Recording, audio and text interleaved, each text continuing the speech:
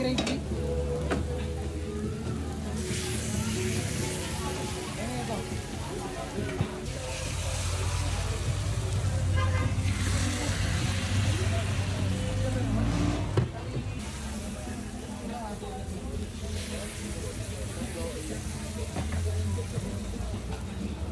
Nanggaling ako sa 4th floor ng Eastern Recto. Nanood ako ng mga action movies.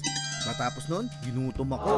Tapos nagpunta ako sa Tata Achots. Malapit lang pala. Pwede nga lakarin eh. Mga 5 minuto. Pag ginapang mo, mga 2 oras.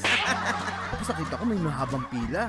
Patok pala sa kanila yung only rice, only gravy, at yung sizzling na 99 pesos. Kaya saan ka pa?